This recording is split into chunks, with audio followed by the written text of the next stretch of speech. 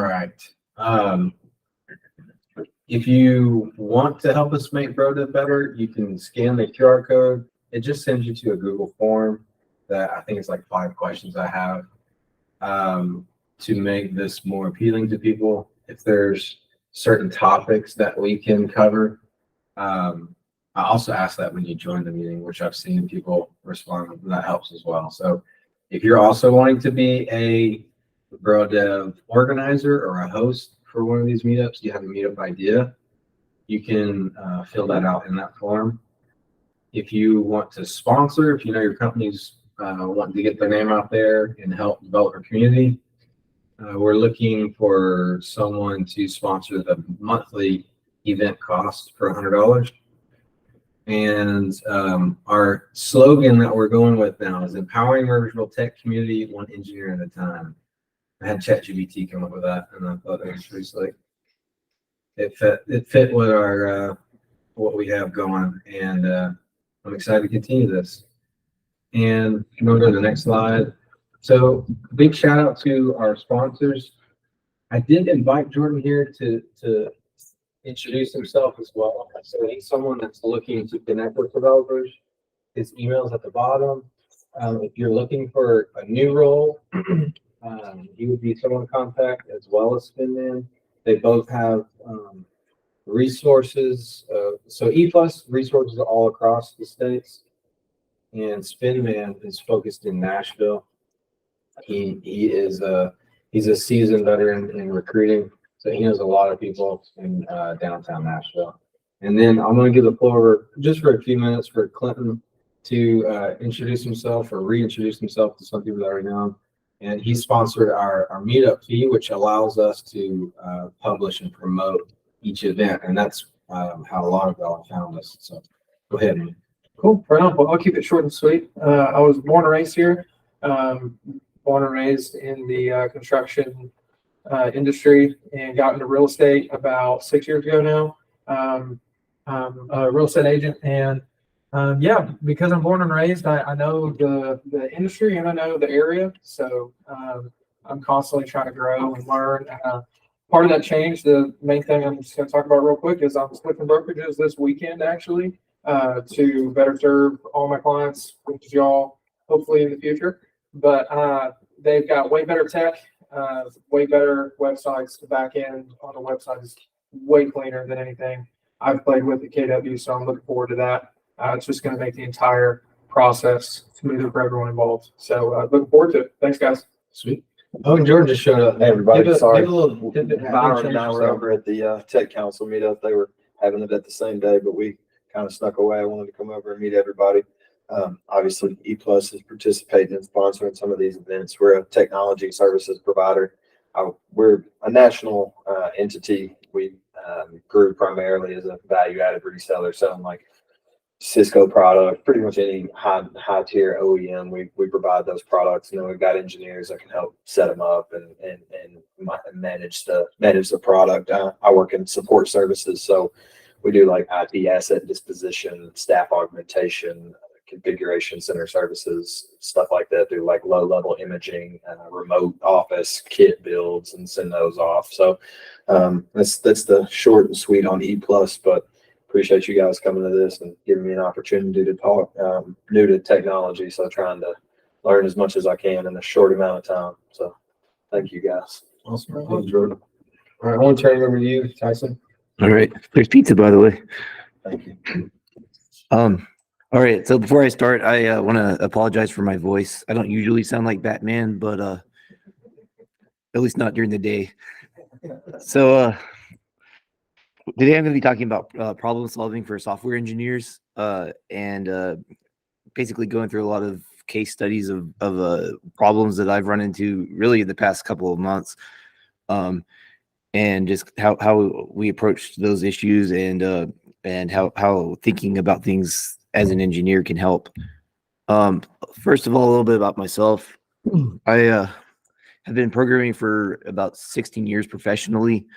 And I do a lot of functional programming, serverless, React, all kinds of stuff. More recently, I've been getting into Kotlin on the server side a lot because that's what the company I'm at is doing. And so that's what I'm learning. I also have a blog at venable.io, and I have 2 kids. One of them is a nonverbal son with autism, and I wrote the Socket.io cookbook, and I'm the head of software engineering at a company called Vestaboard. So Vestaboard is basically a physical board that it has basically these bits that will flip to whatever message you send to it. And so it's all driven by APIs, so you can send whatever messages you want to the board, and then it'll display for you however you want it to. So we have lots of APIs and software around that. So before I get into the actual talk, a little bit about why problem solving is important. I stole this quote from Kathy's here, or attributed it, not stole. She says, programming is not about typing code into a computer. It's about solving problems. And I think that's really important, because a lot of times people think that all programmers do is just like sit around typing code randomly and it works. And that's not at all what happens. Usually you spend a lot of time just thinking, and then the code comes as a result of that as an artifact. So the first part I want to get into, these are going to be split up into like case studies. So this first one is the case of the missing Shopify renewals. This happened about a month ago. I was on vacation, and I was sitting there with my parents. They had come into town, and them and my kids were sitting there. We were watching this movie called Christopher Robin. And if y'all haven't seen that movie, it's about Christopher Robin from Winnie the Pooh, and he grows up and he becomes like this workaholic, and like the Winnie the Pooh characters have to come and like rescue him from how he's always needing to work and everything like that. And so while I'm sitting there watching it, all of a sudden I get this text from work, and they're like, "We need you to take a look at this issue. It's happening right now." And so I pull up my laptop while we're watching this movie about Christopher Robin, and I look into this. And basically, this is what was happening. So we had these Shopify renewals. So we were using Shopify as the way that we do our subscription plans. And so a year ago, which was before I even started working at Vestaboard, a lot of people started having these making these subscriptions, and they would order them, and then a year later they were supposed to renew. And so the way that we thought it was going to work, based on looking at the documentation, was that basically you had your original order. It triggered a webhook whenever someone actually made the order, and that webhook, we were just dumping some data into our database to let us know that that order had been made, and so at that point the person had a subscription. And then we just waited a year, and then 1 year later, the subscription was supposed to be. We assumed that the subscription was going to be called by Shopify, and they were going to call a webhook, and then we would just do the same process over again. That didn't happen. And so here we are a year later, and all of a sudden everybody's like, what's going on? We're not getting any, like, all these people's subscriptions are suddenly expiring, and like their boards are becoming basically bricks on their wall because they're not, nothing's happening. So what it turned out was that Shopify actually expects us to call the webhook, and so we had to actually call them and say, "Hey, it's time to renew the subscription," and pass them the order IDs for the subscription that was originally created.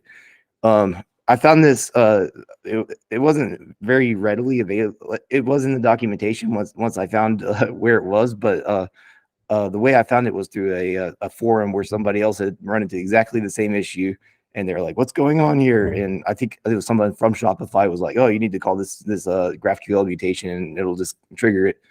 And so we hooked it up and got it running, and within, I think, 4 hours, it was like 2 o'clock that night, and it was done. And that was my vacation. So good times. So the big takeaways from this one are just about identifying possible solutions. Sometimes you just need to think about different approaches you can take to solve the problem. So a lot of times, brainstorming with colleagues. This was a big one because I had a bunch of people from Vestaboard who were like on Slack throwing me all these suggestions, and none of them ended up helping, but it was at least having people throwing suggestions was nice. And then just researching the problem. So just there's all kinds of ways you can find solutions, whether that's articles or books or blogs or podcasts or other experts or chat GTP, all kinds of different ways you can approach it. But just finding ways that you can get an answer and hopefully get an answer quickly. Okay, so the next one is called the Android font scandal. This happened, let's see, it was probably about 2 years ago. This was before I actually started at Vestaboard full time, but being the insane person I am, I was contracting for them quite a bit, and so they had this issue where basically we have these boards which are 6 rows of 22 bits that show the characters, and we wanted to show like a preview on the mobile devices when you send a message to your board. We wanted to show like what that's going to look like.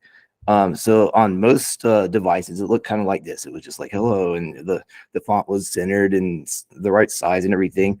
But then on some certain Android devices, just randomly old ones, it just didn't look right.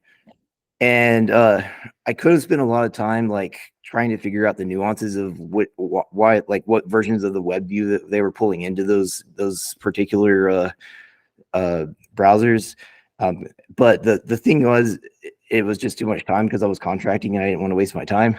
So what I did was I actually made each one of these. We only have 72 characters you can actually display on a board. So there's A through Z and all the numbers and a couple of colors and stuff like that. And so I just made all of those static images. So then I knew that each one would render as expected, because they were just images, and then just place them inside each bit where they're supposed to be. And I did some performance testing on that because I was like, I don't know if this is going to work because it's pretty, I don't know, a lot of images could be pretty heavy, but it turned out that it actually wasn't too bad because we weren't loading in any fonts anymore. So that was kind of saving us a little bit. And so it was actually kind of not a bad trade-off, and everything worked fine. So saved myself a little time that way. So the big takeaway here is understanding the problem. Sometimes you just need to like look at what the requirements are. In this case, we didn't have a requirement that it had to be a web font. We just knew that we wanted it to look a certain way.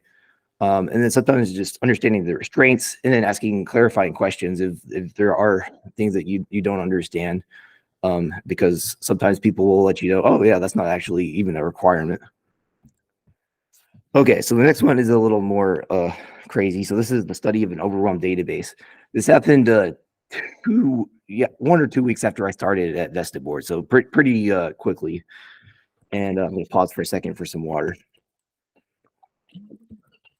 Okay, so what happened was basically we have a database structure kind of like this. We have Postgres is our main database. We also have Redis for our caching, and Elasticsearch for searching. And the thing is, all of a sudden, after I'd been at the company for a week or two, and the guy who had been the head of engineering before me left, and it was just me, and all of a sudden, what happened was these every like hour, pretty much on the hour, we were getting these huge spikes in our database. So at 8 o'clock, we get this huge read spike, this huge write spike, and it happened again and again, 9 o'clock, 10 o'clock. So we knew it was some kind of job because it's not like everybody's like, oh, it's 8 o'clock, time to get on the app all of a sudden for some reason. It had to be something like scheduled and happening. And so it turned out we have this construct called message sets, which it's like a way to automate messages being sent to our Vestaboard. So basically you have this list of messages that can be sent. So it could be like a list of jokes or a list of like inspiring quotes or artwork or anything like that. And people would set up these subscriptions, and it was basically people tend to put things at the top of the hour because it's just the default. And like, why would you be like, oh, I'm going to put this at 8:11 or something like that? And so, but I do that. But so everyone was like kind of hitting it at the same time, and we're getting these huge hits. And the big problem was that the message sets, we were using our SQL database to get them, and some of the message sets were dynamic, so we were actually getting content from like like dynamic sources like news sources, CNN, Fox News, like TechCrunch, that kind of stuff. So these message sets were getting bigger and bigger over time, and it just happened to hit a critical mass just as I came, which is just how things work. And so basically, all of a sudden, as I was starting in my new job, we were hitting this point where like our app was just kind of crashing every hour, and so what I ended up doing is I introduced a new database to the whole system just for the message sets. And so instead of having to do these big subqueries, because we were basically going through like when I actually looked at the SQL request we were making, it was just like where the message ID equals this or this or this, and it was like thousands of message IDs like all at once. And so instead of that, I basically moved it to this NoSQL database. We're on GCP, so we used Firestore, but I'd done a lot of similar stuff with DynamoDB in the past when I was on AWS, and so basically we just moved it to this NoSQL database, and I put all the messages in one place, and also I capped the limit on dynamic ones to only show like 50 at a time, so we could pull them in really quickly, and the problem went away. So the big takeaways I have from this one are using your past experiences, thinking about similar situations. So in my case, like I'd had a lot of experience with DynamoDB and other like NoSQL solutions, so I knew that could solve the problem, but I didn't have much experience with Firestore. So I was able to make a connection with that, and then thinking about how I approached that before, and then adapting it to the current problem. All right, the next one is the case of the missing messages. So this is basically a very stripped down version of how messages get sent to our Vesta board. Basically, we have these API endpoints. There's more than just one, but basically someone will post to the API endpoint, like they'll post a message that they want to show up on their board. And then we immediately push that message to Kafka queue. Kafka will take those messages, and in the background, we have this message ingester that does a lot of checking. So it checks if the message is valid. So you could like send a message that has like the wrong number of characters or all kinds of things like that. And then we also check if the quiet hours are set. So you could actually set on your Vesta board. A lot of people don't like their Vesta board like going off in the middle of the night and waking them up and stuff like that. So that you can set hours when the Vesta board just doesn't get new messages from your automations. We check the fingerprint. So if you send a message that there's already a message on the Vesta board that's exactly the same as the one that you're sending, then we're like, oh, we don't want that. So we throw that one out. We check if the subscription is muted. And then also if the subscription is expired. So we check all those things, and if all those things are true, then we actually send the message and we dump the message in our database, and we also send the message over WebSockets to the actual Vesta board. The Vesta board can only take up to 15 or one message every 15 seconds. We put that limit in there because we were seeing that like our CPUs were getting kind of fried otherwise. And then it's also kind of a black box because you send the message to the Vesta board and it's like, what happened? Did it get it? I don't know. So what was happening is that a lot of times the messages were just getting dropped. Like someone would send a message and they'd be like, I don't know why I'm not seeing the message that should have shown up on the Vesta board. So what we did is we moved a lot of the validation logic up before it actually sends off to Kafka. It makes the endpoint where you're actually posting the message take a little bit longer because you do have to like check a lot of stuff, but it also gives you a lot better assurance because we can actually throw a message error message if there's a problem. So if, like you send an invalid message, you know that's an invalid message. So that was a big part of it. And then the other part is something we're still working on, which is actually making the Vesta board itself less of a black box. So we're gonna actually post back whenever we do receive a message so that we can dump that in the database also, so that we'll know from both ends that we sent it and we received it. There's probably other ways we could approach that, but that's hopefully gonna solve the problem. So in this case, the big takeaway I think is just breaking down the problem into small manageable components, because a lot of times you have a lot of things, and so just taking one thing at a time, like making sure that this validation is in place and then this validation and then testing each one individually. And then also a lot of times just diagramming the problem out. So doing something like this, just showing, okay, this is how it actually works. It can sometimes help you to see what the issues possibly might be. Okay, the next one is the adventures of card sharing. After a quick water break. Okay, so on our web app, it looks like this. You can share your cards. You can also do this on the mobile side too. So you click a button, and you can share. And then there's a share page, and this is something that people can post on like social media, show their friends the message that put on their board and all that stuff. And so initially we built it like this. So we had the share page, and the share page calls a cloud function, which is kind of like a Lambda, but it's not a Lambda because it's GCP.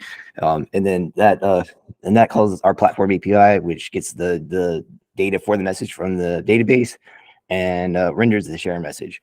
The problem is this all takes place within this yellow box, which indicates that's your time you're waiting. And so when you actually hit this page, you're waiting like 10 seconds for it to show up, which is unacceptable. But we have to render these images, the SVG, on the server side, because if we don't, then they're not going to show up on like Facebook and stuff when someone actually posts it. So we have to have some kind of way to show that image. So the next step we took at it was this. So whenever you click the share button, which is right here, so this is like when the creator of the content actually clicks it, they basically we have a cloud function that creates that image that shows up on your share page, and then we dump that artifact into cloud storage, which is S3 for GCP. And so from there we have it sitting there as a static image, so it's just like a regular image. So when the share page loads up, we can get it straight from cloud storage, which is much faster for like the user who's actually seeing it. The problem is there's still a little bit of latency for the person who's actually sharing it. So you have to click share, and then it waits like 10 seconds. Like, okay, it's been copied to your clipboard. So the next version of this will be this, where basically you hit the API and it will push it as an event into our Kafka cluster, which takes all of the wait time out of the user's hands. And then we're going to call the cloud function and generate the image, put it on our cloud storage, and then be able to pull it in. So that way nobody's waiting. The person who's sharing the card and the person who's looking at the card both see it, both get their stuff immediately. So the takeaways from this one are evaluating solutions. So it's the idea of looking at solutions based on how feasible they are and how effective they are. So for example, this third option right here, when we first started doing this card sharing thing, was not a feasible solution because we didn't actually have Kafka in place. We didn't have any way to actually do event-driven design because there was nothing in place to actually do that. Now we've got that in our system, so it's something that is possible, and so we're able to like refactor it over time. And then just taking into consideration how long something's going to take. So sometimes there's a solution that's good, but like it was going to take you like 2 years, and if you're a small startup like we are, then that's probably not the best idea. Then how many resources you actually have. Sometimes you have plenty of people to work on things, and sometimes you don't, and so that plays into it, and how complex the problem is. So even adding in Kafka into the middle, it adds a little bit of complexity to the code base, but it also gives a lot of benefit. So you have to kind of weigh those every time you make a decision like that. And then finally, how well it meets the requirements. And then over time, you get the opportunity to optimize things. So if something is a good first try, then you can come back and hopefully at some point, fix the performance, make it more scalable. and a lot of times the scalability may not even be a big issue when you first create something, because you just want to see how well people receive it and how it works. And then as people start flooding into something, and you have 1,000 users instead of 100 users, all of a sudden you see new scaling issues, and then you address them at that point. And then maintainability is also a big thing. The next case study is the random messages that weren't. So we have those message sets that I described before, where we have those lists of messages, and some people like to set them up to show randomly throughout the day, so they could have like a they don't see which one's coming. It's not like a list of things. It's like they'll show up, they'll pull from like 200 messages, and they'll pull like one at a time and show up randomly. So the idea is that, like, if you have 4 messages, you might see something like this, where you get message A, and then message C, and then message B, and then message D. But what happens in reality is more like this. We get something like this. We get message A, message D, message A again, back to message A, and then message D.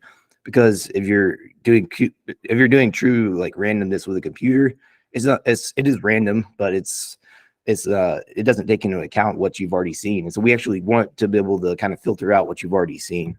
Basically like this, like you have an array of 3 things, you take out the second one, then our sampling is from 1 and 3. And then you take out 1, and then you just have 3 and start over. And so this was a pretty easy one to figure out and get working well, but it was something people saw as a bug. Like, they kept coming to us and be like, I don't think your random messages are actually working because I keep seeing the same message over and over again. And it's like, yeah, they are working, but they're random. That's the problem. So the idea is just to take a trial and error approach sometimes. Like, sometimes you're just making a list of solutions and then kind of working through them is a good way to approach things. I also am a big fan of documentation, and just like, especially if something doesn't work, writing down why it didn't work, because a lot of times I find that I forget why something didn't work. And so I'll be coming back in a month and be like, I'm going to try this thing, and I already did, and I'm just wasting my time because it didn't work. So I think having a paper trail is very important. All right, the next one, the gallery view of doom. This is a React component that our designer designed, where you probably can't tell very well from here, so I'm gonna pull this up. So it's basically like this component where, like, you have this main board here in the middle, whatever your current board is, if you have multiple Vesta boards, and then you can kind of scroll through them. So you always have like the previous one and the next one, and then one revealed to both of those. And so you can just kind of scroll through them and they come into focus. So the issue was I had never built anything quite like that before. Like, I had a vague idea of like how to, I knew how to do the transitions and the transforms and everything, but like putting it all together was a little new. I found a gallery on the internet that was kind of like this. Like, it was really rudimentary and blocky, but it was like, you could click one and it would zoom into focus and change the Z index at just the right time, so that the previous card would become the current card. And then I just kind of tweaked it until it got to the point where it felt natural. And so the idea here is just like the idea of working backwards. So here I found a working example. It wasn't exactly what I needed, but it was like close enough that it like gave me inspiration. And then I kind of reverse engineer it. So I didn't just take their code and use it. I rewrote it and made it my own. And I also had to do a lot of modifications to make it look exactly how it does, and then just refactoring and cleaning up as I went along. The next one is the game that was not afoot. So we have some games that you can play on the Vesta board. And it may seem kind of weird because it's just a display, but it'll show like the leaderboard of who's winning the games, and it'll give you a code to join, and then you just jump in and play on like your mobile device. So we basically have this game loop on the server that once you start the game, we expect that that you'll go into a hold where like people can join, and then you'll jump into the first round, and then you'll hold and go to the second round and the third round, and then finally see the leaderboard. But we were getting a lot of messages dropped from our Vesta board, and also some messages from the actual game itself. And so every once in a while they just get out of sync, and so it would be kind of a weird experience because like something it didn't make sense. Like why is it showing one thing on the board and one thing on your phone? So what we ended up doing is refactoring it to more of a state machine, where basically we had a waiting room, and then a transition to the first round, and then a transition to the leaderboard, and then at that point you could transition to either a final score or the next round. And so by that, on every transition, we were able to emit an event that said, "Oh, we're transitioning to this," and then on every side we were listening for that event that was being emitted. So that cleared up a lot of things. It made it a lot simpler to deal with, and it fixed things. And this one we did one of the few times I've actually been in the office at Vesta board. I came in and I worked with another developer, and we were able to knock this out in a day. So the idea here is implementing and testing. So basically having implementing your solution and then testing early and often. I'm a big fan of test-driven development. So as much as possible, I like to take that approach where you write a failing test, then you write some code and make that test pass, and then you write another failing test, and then you write some more code and make it to pass. And I think a lot of people, when they first start, they find it kind of demotivating because they're like, why do you have to have all these failing tests all the time? But over time, you get to where like the joy of seeing the passing test is like a joy in itself. And then it has a lot of good benefits too, because it's you have built-in documentation from your test as you go. You're making sure you're hitting all your requirements, and there's just a lot of great benefits, I think. So another thing that we did here is we used a lot of debugging tools to make sure things were happening. So using breakpoints. Most IDEs and browsers have breakpoints that you can set. So that's a lot better of a debugging experience than just like throwing logs or printing lines if you can.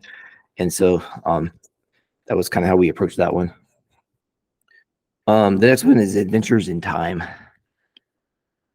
don't know why, but this slide just goes black. But this next one is like worth the wait. So this one, we have a lot of different installables that were made by a lot of different people in a lot of different languages. So we have stuff written in PHP and Python and Kotlin and Node, of course. It's just all over the board, what people have written these in. And we needed some kind of unified experience to show like when things are going to happen on your board, because a lot of people will set up all these installables, and then like it'll be hard to like look at a glance and be like, oh, when is something actually going to show up as a message on my board?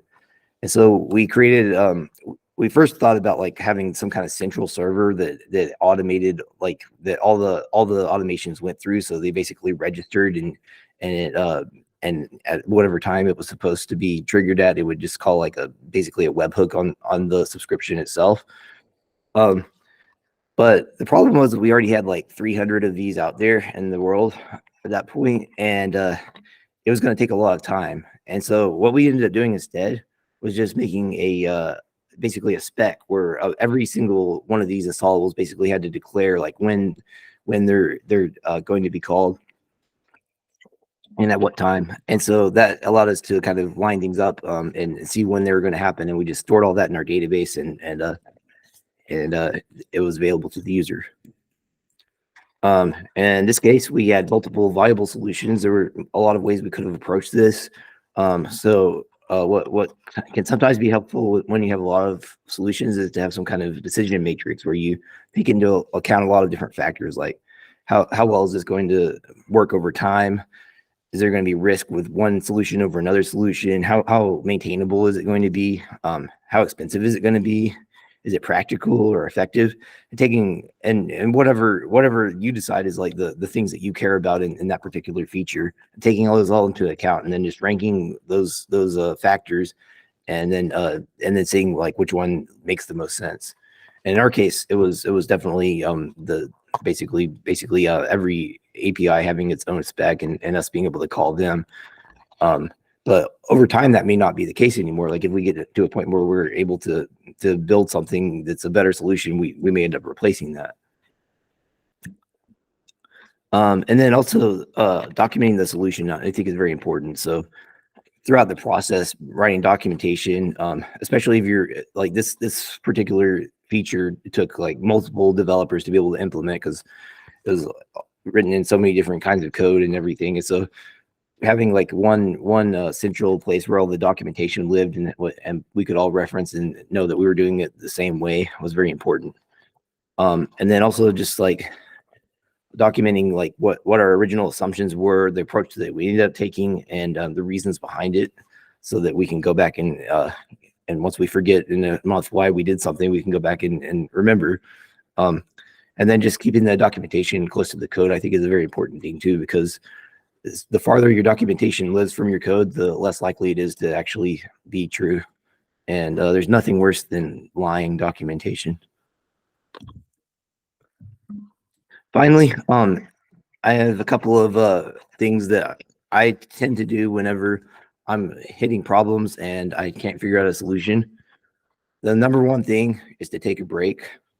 Sometimes I just need a break, and I tend to be very I tend to just work on things until they work, but sometimes I've found that, like, you know, if I take a walk or just get away from the computer for a while, the solution just like hits you for some reason, and I don't know how that works, but it does. So I recommend it. Another thing is just breaking down the problem into smaller pieces so that you may not be able to think about a whole problem in all its context all at once, but being able to be like, oh yeah, I can fix this one part of it, and then this other part of it, and this other part of it, and by the end you've actually fixed everything. That's the approach I like to take. And then researching as needed, like looking into wherever you can find information is important. Asking for help. This one, I think a lot of people don't like asking for help, and a lot of people ask for help too much. So there's like a fine line. I think a good rule of thumb is if you know somebody is an expert on something and they know something better than you, try to figure it out for like an hour at least. And then if it's not working after an hour, then ask them. But you don't want to rely on them, but you also don't want to like spend your cycles doing something that they could have told you how to do in 5 minutes. Next thing is just collaborating. So just working with other people. I'm a big fan of pair programming as much as possible. It's really helpful to just sit with another programmer and work through things together, because seeing how they work through things can help your process also. And just talking to somebody, explaining your problem to somebody while you're going through it. I have a cat in my office, so I just tell her my problems, and she seems to understand. And then just iterating, so working through it again and again until you get to the place where it works, and that's it. So how do you guys solve y'all's problems? Did I miss anything here? Breaking down the problem, I do that a lot with debugging. Just using the debugger tool. There was a problem I had this past week where another team member built out an app, part of the feature on our, we call it the solo app for online ordering. And I was getting a 500 error back from the server. And I don't do a lot of development in Go, but I've been learning it. And through debugging it, I was able to actually learn how they built the back end feature of it. And it was because I took the time to like break down each little part of the phase in the data and where it was flowing through, and was able to find out that they were using a scheduler, like scheduling the jobs in a queue, and that scheduler was working with other items and causing a disconnect of, there was a type in their card reader type that it was missing, and it was due to the scheduler not getting the appropriate fields But yeah, so as far as the debugging tool, I use that one quite a bit. One method that I use is binary search, especially when you're working with like a lot of transactional stuff. So if you're working, no, I shouldn't say transactional, but a lot of connections between different services. So identifying just one service and starting to say, is the problem here? Like if you don't even know what the problem is, and this happens a lot in my app and that I work on because we have so many things. We use IoT. So there's just a lot of places that code can go wrong. And so trying to figure out, is it this service? And you start identifying one area and you say, no, it's not. And you say, well, which way do I go? Do I go left or right? And then identifying from there, just breaking it down again, just having it until you isolate where the problem is. And then that gives you a good indicator of where to even start looking. And how do you decide whether you go left or right? Based on what errors you're seeing. So it depends on the context, right? So like in our app, when something happens, I can start at just a location. And so I'll say, well, this area is occurring. Where's the most likely place that this is happening right now? And I'll take a stab in the dark. And then at that point, you can determine like whether it's, so with registration, I'll take, for instance, we register machines into our services. And so we have to determine, is this like a client error or is this a machine error, like with subscriptions? And so when I start in the middle with registration, you can pick apart some logs at that point. So it's identifying the logs that are occurring in a certain spot. So we go to CloudWatch and then I'll look at that. And then I'll say, well, from these logs, it appears that this isn't even coming from the client. Like this is something that's over in this direction. So then I'll cast aside this side and then go over here. So it depends on what tools you have and in the context of your structure really. But that's how we've been doing it. And it works pretty well. It sounds a lot like us as far as devices and connections and all that stuff. Yeah, sure. Same with me previously with CloudWatch and rubber duck programming. You said cat, but there's Yeah. a little rubber duck on my desk I use. You have a literal rubber duck? Yeah, it's my other daughter. We went to Party Foul in I don't know wherever it was, and they got this rubber duck machine. You can buy all these different rubber ducks, and you probably got 60 different rubber ducks in there. And it's all different designs. Mine was a football design because I like football, and that's the one I explain all my problems to. Because my cat wouldn't listen, she would attack me. I think I have a nicer cat than a lot of people do. Well, my cat's an asshole.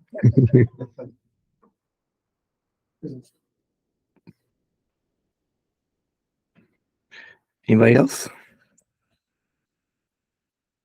I guess one thing for me, I try not to have too much of a bias, or become predisposed what I think the issue is. I try to stay open because sometimes I've gone down that rabbit hole where I'm like, the problem is from something I've done in this repository. It's got to be it. And then I find out, kind of like, you were talking about with your IoT devices, like it's completely different service. It has nothing to do with what I've been touching. It's just this, coverage. So. Yeah. One way too is to look at, especially in production, what was the latest release? And Yeah. when did these errors start occurring? And if you have good logging from the start, then you can be like, well, this just started appearing in this release. Or if you see something that happened earlier, the earlier the better. Pick it up fast. Yeah, I have to admit, especially on the weekends when there's an issue, my main tactic is to just roll things back. Yeah. You can always redeploy. Yeah, exactly. Well, that's it for me. Awesome. Well, thanks again, man. And there's still pizza out, and y'all can hang around for a little bit to network. And if you are wanting to speak, we are looking for a developer to speak next week. Not next week, sorry, next